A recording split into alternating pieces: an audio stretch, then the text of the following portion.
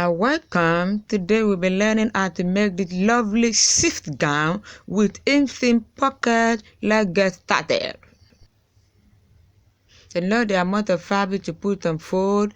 I divided my hip by 4 plus 2 inches.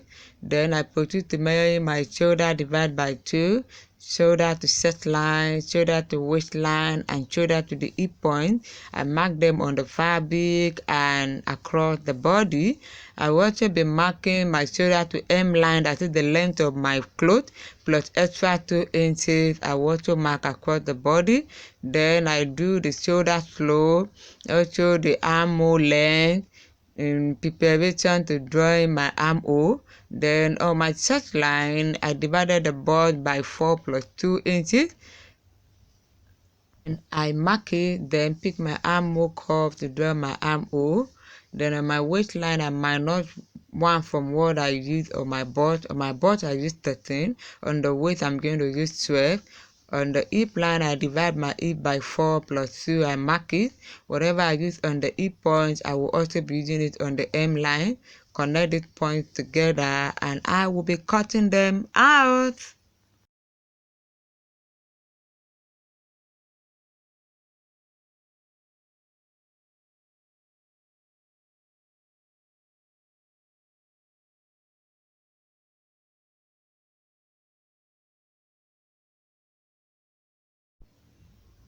Then from the tip of my shoulder, I came in by 4 inches. My neck will start from that 4 inches.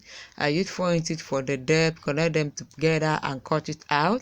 I will also be putting my slit from the base of the neck. I came down by 3 inches. I mark it, then I will slit it open. At the hem line, I also fold in the extra 2 inches I added. Then I'll be using my front body to cut out the back.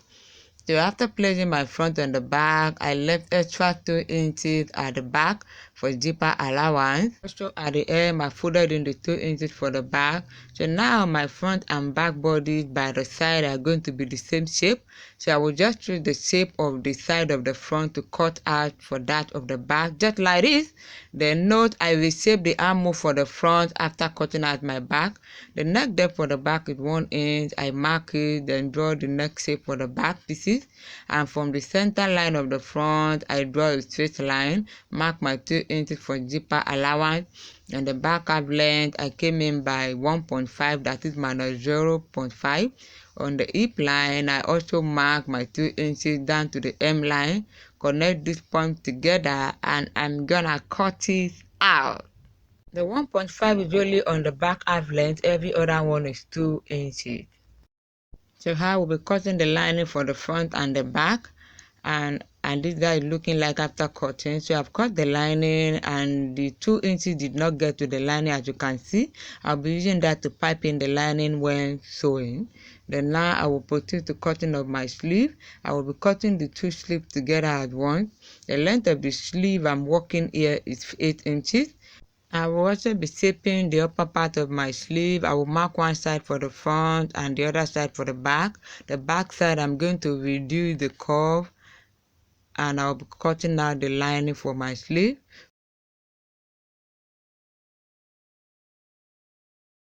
I'll be cutting the pocket. The length of the pocket I'm using is 10 inches. So I'll fold my fabric into 4, place my hand that way, and just follow the shape and cut it out. Simple.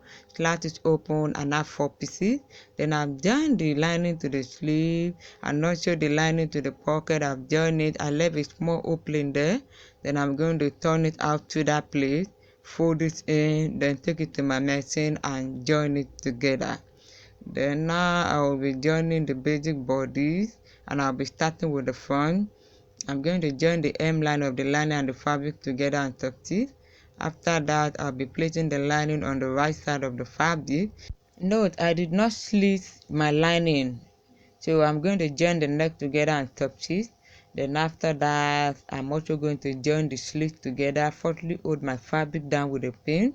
I will join by 0.1 inch. So just like that, that is how I'm going to join it. After that, I'm going to slit the lining open, join the 2 sides of my front. I will also proceed to the back, join the hem line together, both the lining and the fabric like I did to the front. So after joining, I'm going to place the lining right side of the fabric, join the neck together, join the zipper allowance together and also the side. I'll be doing that to the two pieces of the back. So now see the way our front is looking like after joining the lining and also the hem line. See the way it's looking like. This is also the back pieces. So now I will proceed to fixing my zipper and also taking in my dart on the back. So after fixing my zipper, I'm going to close it at the upper part by folding in that way, then tuck stitching it on my sewing machine. So from there, we are going to join the front and back bodies together, and we'll be joining the shoulder of both the front and the back together first. Then after the joining, we proceed to pocket. So to fix the pocket from the shoulder, you come down by 16 inches. From the 16 inches mark, that's where your pocket we're going to start. So you fix it on both sides and you join by the allowance you are going to use to join your body. Here I'm joining by 1 inch, and that's what I'll use to join my front and back together. So after fixing it together that way, I'm going to join my front and back together by that same 1 inch I told you, and just follow that shape all the way down. Now also join the other side the same way, and note the pocket opening I use here is 7 inches. So don't let your own be more than 7 inches unless it's going to be too wide. So from here we'll be joining our sleeve to our body. So I'm going to pin down my sleeve to my fabric at the shoulder with the center of the sleeve at the tip of my shoulder, ensuring that the side of my sleeve corresponds with the side of my fabric. That is, the front side of my sleeve is also front side of my fabric and the back side is the same, they must align.